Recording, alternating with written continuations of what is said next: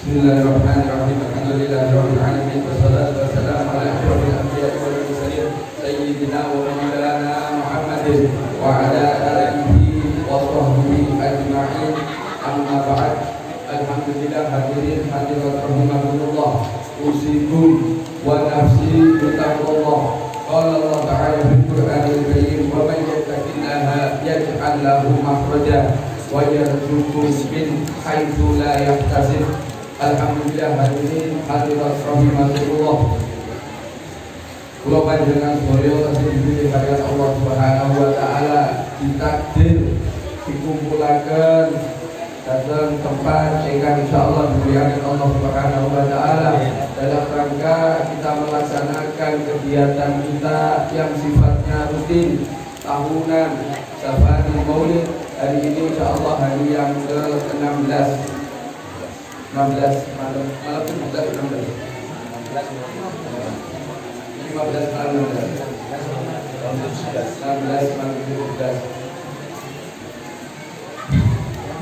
dari malam 1 sampai sekarang yang hujannya paling lama ini. Hujannya paling dangu. Ketika seseorang Al-Habib Ahmad bin Salim bin Habib bin Syekh Bakar mengatakan, apabila Allah takdir seorang manusia, takdir sekelompok manusia untuk dihadirkan di suatu majelis, niscaya seluruh dunia menghalang-halanginya untuk tidak hadir di majelis tersebut tidak akan bisa, karena Allah sudah takdir. Begitu juga sebaliknya, ketika Allah tidak mentakdir seseorang, sekelompok manusia untuk tidak dapat hadir di majelis, seluruh dunia mendorong orang tersebut, mendorong kelompok tersebut untuk hadir di majelis, niscaya tidak akan bisa hadir di majelis. Alhamdulillah, syukur kepada Allah Subhanahu wa taala. Saya insya Allah termasuk orang yang ditakdir malam ini hadir di majelis Safari Maulid di Dusun Sudiana. Kenapa? Karena tadi mobilnya mogok. Mobilnya tadi isi bensin mogok. Alhamdulillah hujan. Terus Mas Rahmat, jenengan kan ganteng kebet di Pulau Senyurun. Dari Pulau ganteng kebet Mas Rahmat, jenengan nyuruh mobilnya kau obah. Mobilnya kau obah, bobot Pulau 85, Mas Rahmat paling 20. 20 ya sakit. Tapi Allah takdir menjual. Tidak tahu ada 3 orang datang, petugas pom bensin, perempuan 2, laki-lakinya 1, perempuannya 2, dorong. Nah, saya pikir gini, ya Allah, saya ditakdir oleh Allah untuk hadir. Dan di perjalanan mobilnya ini berhenti jalan. Anak-anak yang ikut sama saya, ayo le terus le, kurang dikit le. Alhamdulillah akhirnya nyampe di tempat sini. Tidak tahu ini mobil apa enggak, mobilnya wallahu alam, yang penting sudah datang di sini. Saya punya mobil, jadi urusnya punya mobil. Semoga yang punya mobil diberikan kemudahan di sini. Salawat serta salam semoga selalu tercurah kepada junjungan kita yang mulia baginda Nabi Muhammad sallallahu alaihi wasallam, serta seluruh keluarga beliau dan agar beliau, para pengikut beliau, termasuk kita semuanya ila yaumil qiyamah insyaallah. Allahumma amin. Saya teringat satu cerita yang ini sudah lama dan beberapa kali saya sudah mendengar, akan tetapi insya Allah ini masih ada salah satu hikmah yang bisa kita petik, kita ambil daripada cerita ini. Cerita ini diceritakan oleh Sayyid Muhammad, didapat dari abahnya Sayyid Alwi, didapatkan dari abahnya Sayyid Abbas. Yang ketika itu Sayyid Abbas menghadiri pembacaan maulid di Baitul Maqdis di negara Palestina. Ketika diselenggarakan pembacaan maulid ini, beliau Sayyid Abbas ini melihat salah seorang tua yang rambutnya sudah beruban di belakang berdiri. Yang lain pada duduk, orang ini berdiri. Diperhatikan orang ini oleh Sayyid Abbas. Diperhatikan terus sampai acara selesai.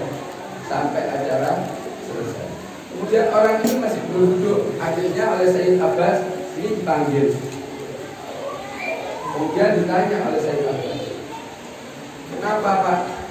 Kok saya perhatikan dari mulai awal pembacaan maulid sampai akhir panjenengan ini kok boten lenggah. Ketika orang-orang duduk, jenengan tidak duduk berdiri. Ketika orang-orang berdiri, srokal, mahalul diam, jenengan berdiri. Kemudian orang-orang duduk, jenengan kok tetap berdiri. Kenapa? Apa hal yang membuat jenengan ini kok tidak mau duduk? Akhirnya si bapak tua ini yang rambutnya mulai berubah bercerita, suatu ketika saya menghadiri majelis semacam ini, dan pada saat mahalul qiyam atau surokal, orang-orang mengatakan di dalam hati saya ini beliau tidak mengucapkan secara langsung. Bapak tua ini tidak mengucapkan secara langsung, cuma dia batin.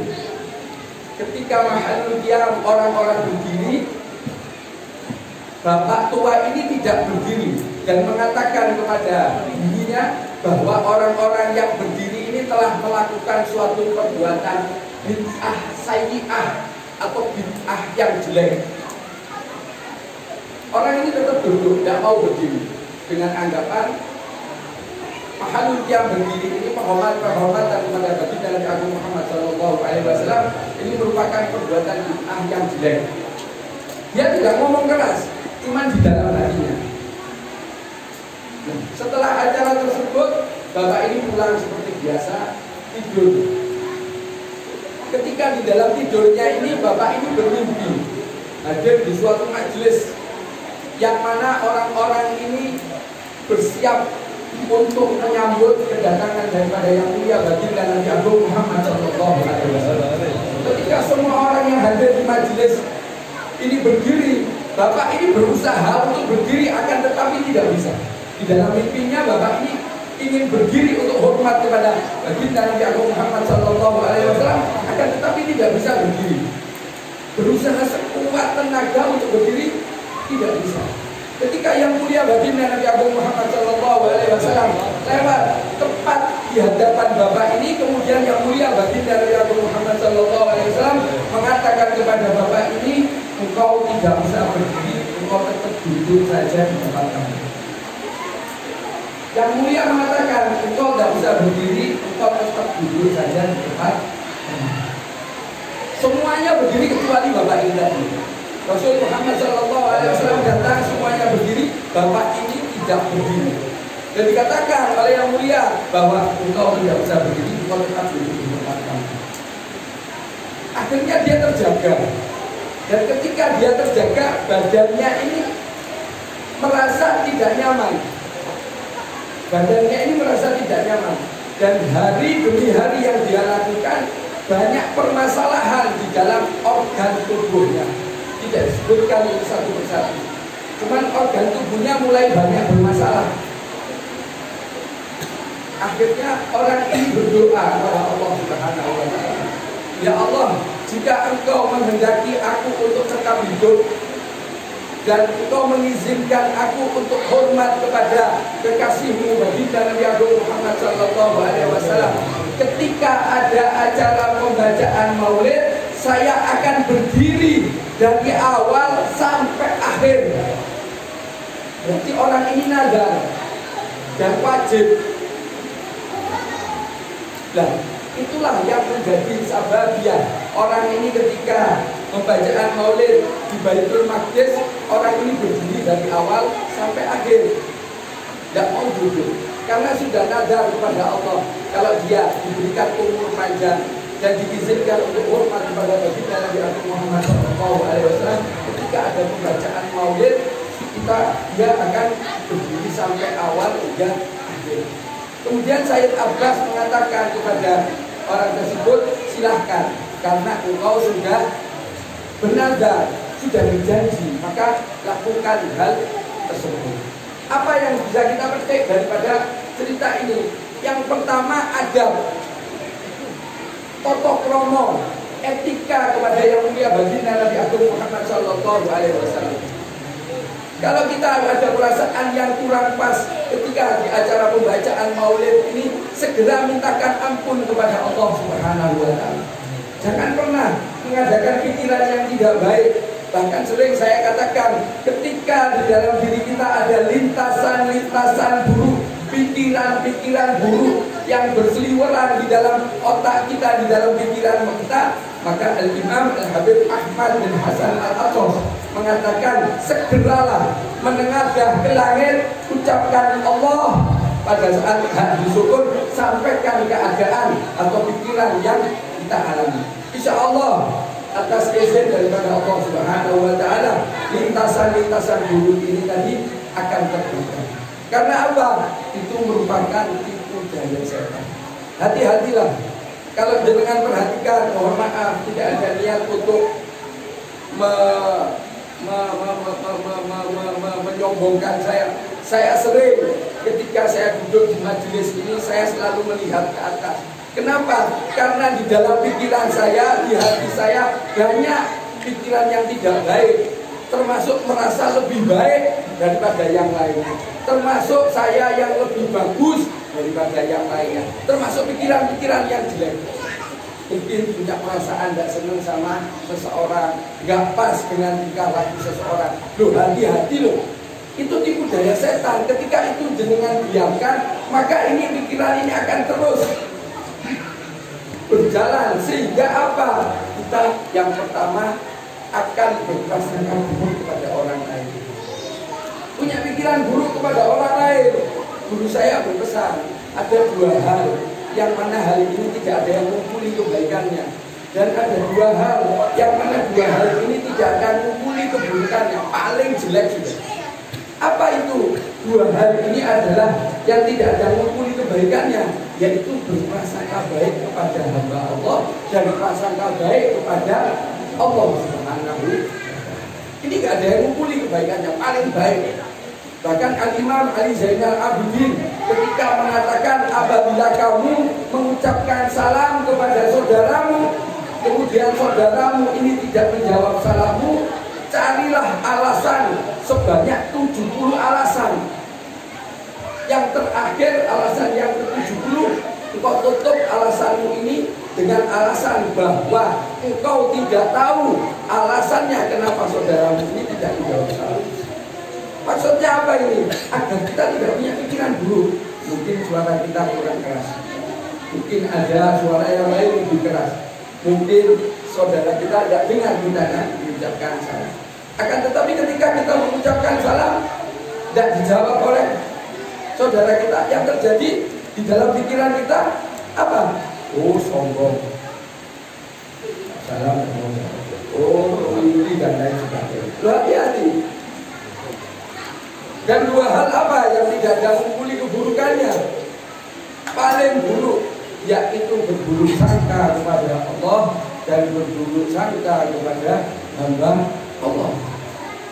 Hati-hati, kita harus berhati-hati. Karena apa? Setan tidak akan berhenti, setan tidak akan cuti untuk menggoda anak daripada baginda Nabi Adam alaihissalam. Gak akan berhenti. Mereka ditugaskan oleh pimpinannya iblis untuk menggoda anak manusia. Sampai kapan? Sampai ila yaumil qiyamah. Karena mereka diberi tanggung oleh Allah Subhanahu wa Ta'ala. Semoga kita semua yang ada di majelis ini selalu mendapatkan kebijakan dari Allah, selalu mendapatkan pemeliharaan, pertolongan dan bantuan daripada Allah Subhanahu wa Ta'ala. Dan semoga akhir hayat hidup kita semuanya diakhiri oleh Allah Subhanahu wa Ta'ala dalam keadaan husnul khatimah.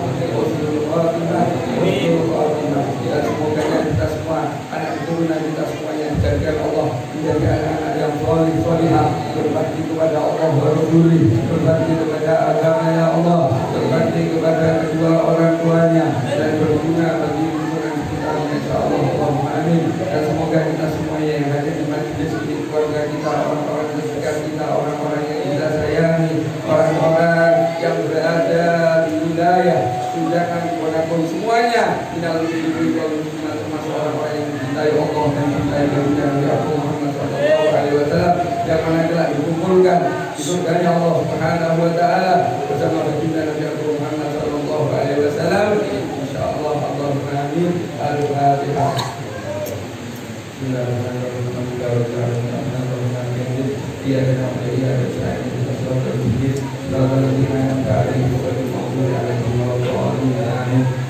saya akhiri pembicaraan saya ini, saya minta satu kalimat yang khusus ditujukan kepada orang-orang yang saat ini sedang sakit. Wabil khusus yang pertama kita tujukan kepada saudara kita, mungkin kita Masjid Daud. Yang kedua kepada putra daripada saudara kita kaum tadi, dan juga ibunda daripada munsif kita yaitu Kusuri Fuad yang saat ini sedang dipuji oleh Allah dengan ujian sakit. Mungkin ada di antara kita, keluarga kita, orang-orang terdekat kita, orang-orang yang kita sayangi yang saat ini kan diuji oleh Allah dengan ujian sakit. Semoga dengan bacaan surah Al-Fatihah keberkahan daripada majelis ini Allah angkat penyakitnya, Allah angkat penyakitnya, Allah angkat penyakitnya, dan Allah gantikan dengan kesembuhan. Allah berikan umur yang panjang di taatillah wa rasuli. Allah berikan kesehatan afiat zahir wa batin. Allahumma amin biniyati syifa wa daf'il bala ila sayyidil wujud sayyidina Muhammad ibn Abdullah sallallahu alaihi wasallam. Al-Fatihah.